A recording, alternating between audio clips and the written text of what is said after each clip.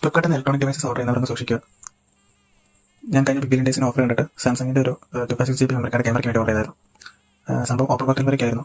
പക്ഷേ ഡെലിവറി ചെയ്യുന്ന സമയത്ത് ഞാൻ വീട്ടിലില്ലായിരുന്നു. അപ്പോൾ ഡെലിവറി പോയി തന്നെ ഓപ്പൺ ചെയ്ത ഡാമേജസ് ഒന്നും ഇല്ലാന്ന് കണ്ടപ്പോൾ വീട്ടിൽ കൊടുത്ത് പോയി. ഞാൻ OTP വിളിച്ച് പറഞ്ഞെടുക്കും ചെയ്തു. പക്ഷേ വീട്ടിൽ ചെന്ന് നോക്കുമ്പോൾ പാക്കേജിംഗിൽ ഒരു ചെറിയ ഡൗട്ട്. അതായത് ഞാൻ ഓർഡർ ചെയ്ത സ്പെക്കല്ല വന്നത്. പക്ഷേ പാക്കേജിംഗ് ഒക്കെ പക്ക, ഇലക്ട്രിക്കിൽ മാത്രമേ വ്യത്യാസമുള്ളത്.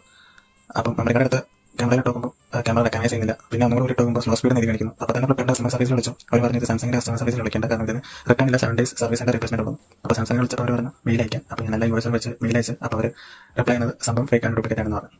അപ്പോൾ ഇത് ഞാൻ തിരിച്ച് ഫ്ലിപ്കാർട്ടിൻ്റെ കസ്റ്റമർ സർവീസിൽ വിളിച്ചപ്പോൾ അവർ പറയുന്നത് ഒന്നും ചെയ്യാൻ പറ്റത്തില്ല, ഞങ്ങൾ ഇഷ്യൂ ഹയർ അതോറിറ്റി കൊടുക്കാമെന്ന് പറയുന്നത്.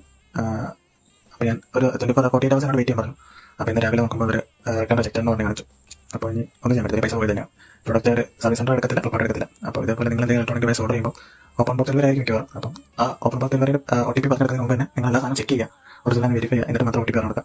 അല്ലെങ്കിൽ എനിക്ക്